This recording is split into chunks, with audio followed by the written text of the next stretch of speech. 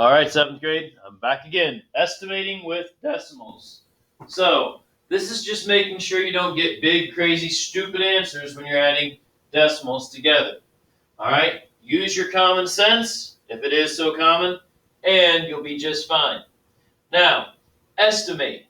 So we have 27 times 30. Well, we could think of that as 30 times 30, and we would get 900. All right, 85 times 92. Maybe we take that as 90 times 90 and get 8,100. All right, 10 and 28, or we could think of it as 10 and 30. I'll think of it as 10 and 28. We get 280. They did 10 and 30. All right, 200 times 200. We could get, oh my gracious, we could get 4,000. 40,000. Oh yeah, 4 zeros. Never mind. Excuse me. All right, late at night. My brain's not working so well. All right. So we're going to estimate decimal sums, differences, products, and quotients. The reason they're showing us this is so that we have a general idea. So when you take 0.15 times 3, you're not going to get 3,000 as an answer. They're trying to make sure you have a little common sense when you're doing decimal work. Compatible numbers, we've used those before. We'll talk about them again. So Jessie earned $26 for babysitting. She wants to use the money to buy a ticket to a water park for $14.75 and a souvenir t-shirt for $13.20. So we know we're going to have to do is we're going to have to add those two to get the price amount. Now, we can use rough estimates to try to do that in our head. So if we think about this, $14.75, well, we're going to round to the ones place value, that's $15. And $13.20, we're going to round to the ones place. So it stays the same, that's $13. We add those together and get $28. Her problem is she only made $26. She does not have enough money. That rough estimate tells her that rather quickly. To estimate decimal sums and differences, round each decimal to the nearest integer, then add or subtract. So literally, you're only rounding to the ones, then adding or subtracting.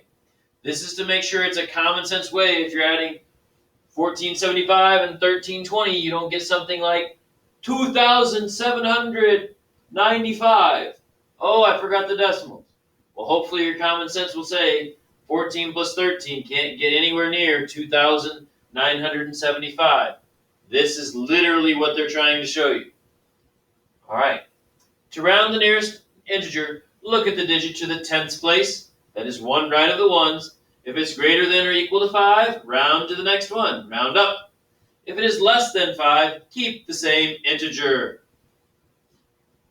Not real hard. So in this one, we would look at the 4. All right. Back to the 5. Oh, that's going to become 5. Look at the 8. Oh, up to the 9. Oh, that's going to become 9. And our answer will be 14. Not real hard. All right. Smart individuals like you, I don't have any question that you can get it right. All right. Here, please write the original problem. Do the rounding. 28.3 stays at 28. All right. And 11.7 goes to 12. All right. And we have our answer of 16. Here, it works with negatives and positives as well. All right. 57.2 becomes 57, or stays 57. 23.72, well, that becomes negative 23.72, or negative 24, excuse me. Then signs are different, so we subtract and keep the sign of the bigger, and we get 33 positive as our answer. Okay, here, hopefully you're working quickly and saying this is 7 plus 5, and yes, we get 12. Here again, we're going to have 19 plus or minus 14. Once we do the rounding, you guys can round. I've seen it. You're good at it. I'm hustling a little bit. All right. Here, another one. 61.3 becomes 61. 18.84 becomes 19. And we have signs that are different, so we subtract and then keep the sign of the bigger, a positive 42. All right. Now, we want to use compatible numbers when we're doing multiplication or division.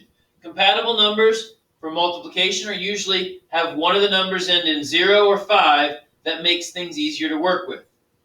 Compatible numbers with division are numbers that are factors of one another, or numbers that go evenly into one another.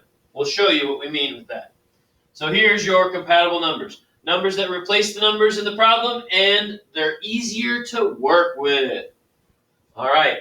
With the easier to work with, when multiplying round numbers to the nearest non-zero integer or to the numbers that are easy to multiply. When dividing round numbers so that they divide without leaving a remainder. Now, with these numbers, 45.99 and 2.31, well, I always look at the smaller number first. Oh, 2.31, that's going to be 2. Now, what number very close to 45.99 is easy to work with? Oh, 46 is just as easy. And we can then get 92 as our answer. Oh, when I multiply these two decimals, I should get something close to 92-ish. I will accept it if you show what I changed it to and what the answer is. Even if it's not what the book says, as long as you show me what you changed it to and what your answer is. Now they're going to say round to the tens. So 45.99 goes to 50, and that goes to 2. They estimate the answer is going to be about 100. Okay? Between 90 and 100 is there. If you went to 2 and 46 and showed that, you're going to be just fine. We're going to get along well. If you went to 2 and 46 and didn't show it and just wrote 92 as your answer, Jack, you will get it wrong because it's not what the book has of 100.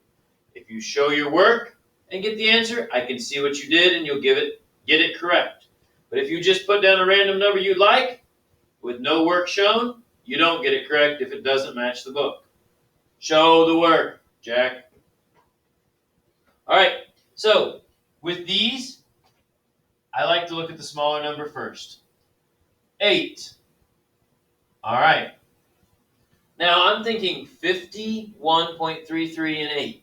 There's got to be a number that's close to 51.33 that 8 will go into. Well, 8 will go into 48 or 56. I'm seeing it's closer to 48. So I could think 48 divided by 8, my answer could be 6. Or 56 divided by 8, my answer could be 7. So we know our answer is going to be somewhere between 6 or 7. And remember, as long as you write, if you write 48 divided by 8 and get 6, correct answer, if you show what you rounded to. If you do 56 divided by 8 and get 7, as long as you show your work, you'll get it correct. Here's what the computer did. So 51 is prime, so we rounded it to 48. All right. Negative 8 is the other answer. Oh, I forgot my negative. So the answer they wanted was negative 6. But remember, if you went to 56 and 8 and you showed what you went to and why, I can kind of see that, you'll get negative 7 and you'll get it correct. All right. Now, compatible numbers here. They're probably going to want us to go to 5 because that's easy to work with. And 40 goes very nicely with 5, so we can get 200 as our answer. Let's look at what they did. 40 and 5, they got 200. They got 200. All right, here. This one's 5. I know 20 is a compatible number with 5, so we do our division and we get 4 as our answer.